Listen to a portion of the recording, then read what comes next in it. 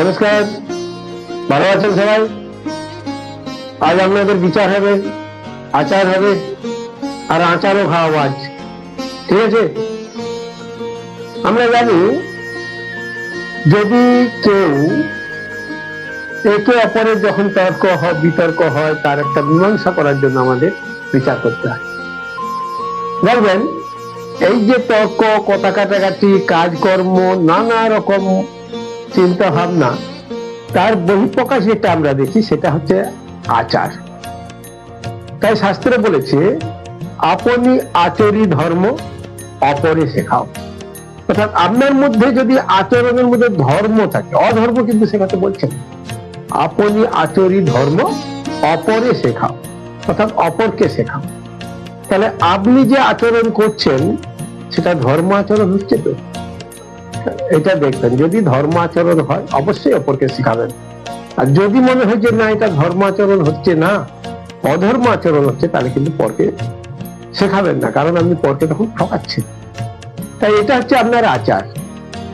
এরপর বলছে বিচার। বিচার কাকে বলছে? বিচার তাকেই বলছে যদি আপনি একে অপরের মীমাংসা করতে গিয়ে নিরপেক্ষভাবে আপনি রায় দান করেন বা আপনার মতামত পোষণ করেন। অর্থাৎ নিরপেক্ষভাবে যখন আপনি মত দিলেন তখন সেটা হলো বিচার। তাহলে আচার আর বিচার হলো। কিন্তু দেখা যায় এই বিচার করতে গিয়ে কিছু কিছু সময় মানুষ কি করে, আরেকটা মানুষের উপর বোঝা চাপিয়ে দিয়ে নিজের ফায়দা তুলে।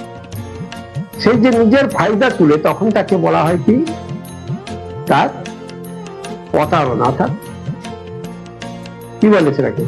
প্রতারক।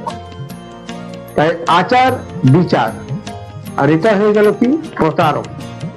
আরেকটা আছে, যখন কেউ এই বিচার করে কিন্তু বিচারটাকে কি করে, গোপনে করে, গোপনে কাউকে বুঝতে দেয় না, সেটা হয়ে যায় ব্যভিচার।